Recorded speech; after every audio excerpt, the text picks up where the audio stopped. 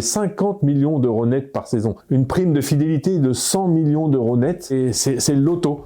Et c'est effectivement ce que Paris a offert à Kylian Mbappé pour qu'il reste. C'est difficile pour nous, être normaux, de se rendre compte de ce que ça représente. Kylian et sa famille ont donc en main une offre complètement dingue. Est-ce que l'argent va rentrer en ligne de compte au moment où Kylian Mbappé et sa famille vont choisir? Évidemment un petit peu, parce qu'on ne peut pas rester insensible à une telle offre. Mais Kylian, il sait qu'à Madrid, à Paris ou ailleurs, il gagnera beaucoup d'argent avec le foot à la hauteur de son talent. Ensuite, on a bien compris que ce qui comptait pour lui, c'était le foot. C'est qu'il soit au cœur d'un projet sportif ambitieux. Il soit dans un club qui a envie de gagner la Ligue des Champions et qui peut la gagner. L'obsession, c'est quand même les titres. C'est la Champions League, la Ligue 1, ce 10e titre aussi qui sera important pour le club.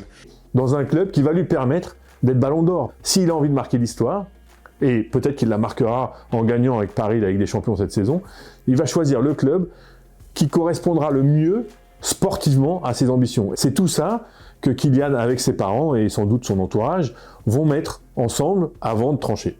Tous les clubs professionnels doivent tous les ans, au mois de décembre, présenter à la DNCG, donc c'est l'organisme qui surveille les comptes des clubs, un budget prévisionnel pour la saison qui vient. Ça a été le cas de Paris, qui a présenté un budget pour la saison 2022-2023. Dans le budget que Paris a présenté, figure le salaire à venir et potentiel de Kylian Mbappé.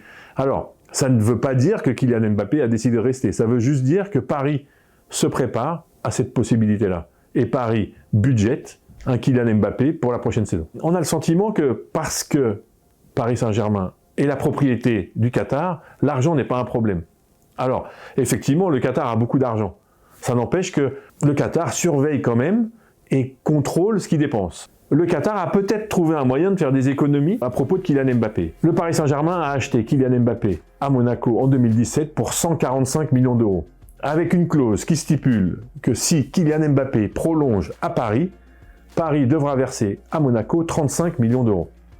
Aujourd'hui, on est dans une situation où il est possible que Kylian Mbappé ne prolonge pas à Paris, pour ça il doit le faire avant le 30 juin, mais signe le 1er juillet à Paris. Et dans ces cas-là, Paris économisera 35 millions d'euros.